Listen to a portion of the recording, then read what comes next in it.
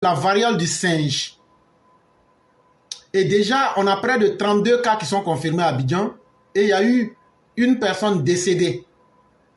Et actuellement, ça fait un peu peur puisque je vous l'avais dit, à partir du 7 septembre 2024, c'est la rentrée et les gens seront obligés de se regrouper.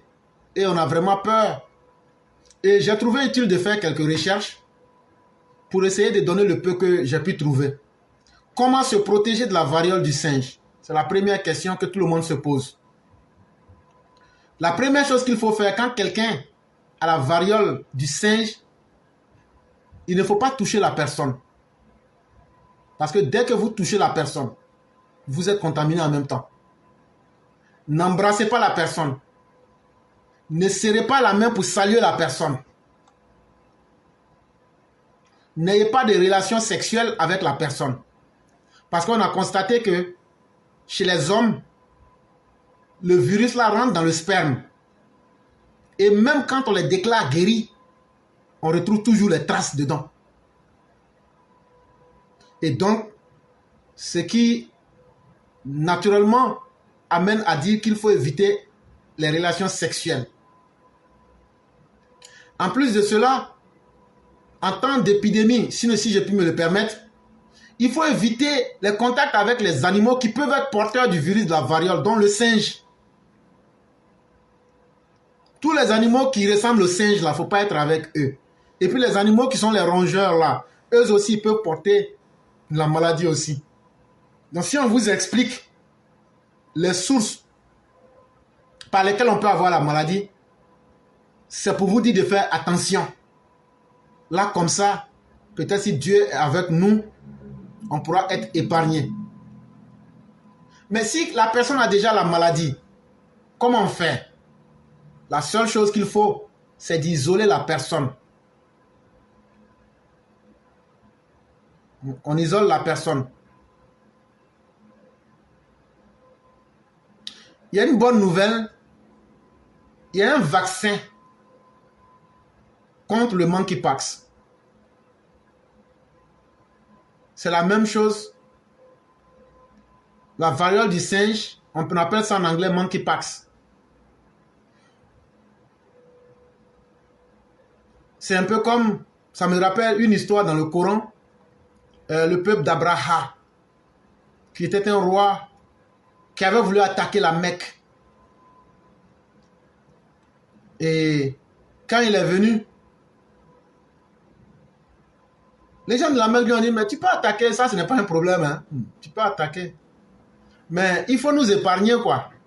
Maintenant, ce que tu veux faire là, tu attaques ça. Il dit, il n'y a pas de problème. Et lorsqu'il a mis toutes ses troupes et qu'ils étaient aux portes à quelques kilomètres pour attaquer la ville de la Mecque, la nuit, leurs peaux ont commencé à s'enfler.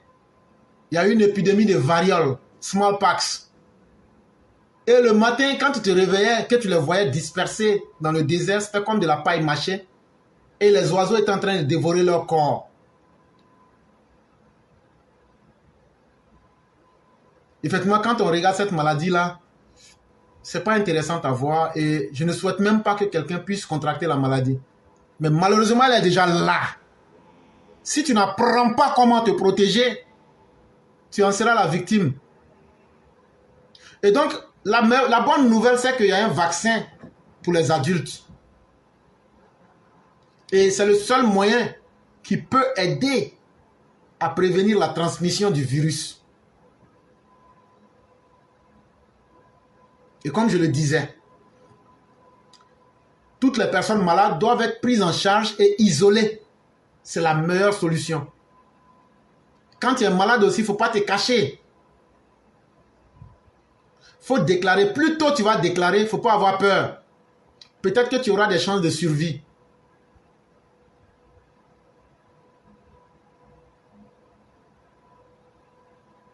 Et une fois que tu es malade et qu'on t'a isolé là, l'isolement prend 3 semaines à partir du jour où les symptômes vont se déclarer et qu'ils seront visibles sur la peau. Tu vas rester en confinement pour 3 semaines. Mais ça ne sera pas toi seul. Ceux qui sont avec vous doivent porter des masques et ne pas avoir de contact physique avec les autres. Donc, il est recommandé que pendant ces 21 jours-là, du début des symptômes, les personnes qui sont malades là ne doivent pas échanger leurs vêtements avec d'autres personnes, ni avec les linges, ni avec le lit, ni avec la vaisselle.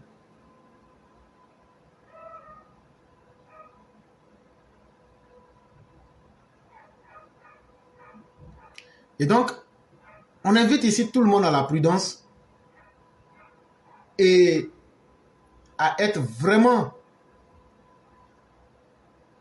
au fait de la réalité.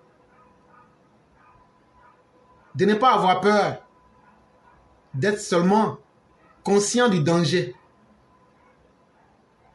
Et dès que vous avez la maladie ou même vous savez que quelqu'un a la maladie, essayez d'éviter des contacts. Laissez les spécialistes de la médecine s'en occuper.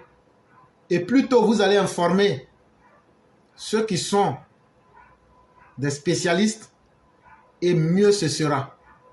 Mais notre plus grande crainte, la rentrée scolaire 2024-2025, ça sera le 7 septembre 2024, à partir de 7 h du matin, sur toute l'étendue du territoire. Ça encore, ça augmente encore nos doutes. Pour nos jeunes enfants, nous prions que Dieu les sauve et que vraiment on puisse trouver une solution rapide à ce mal-là.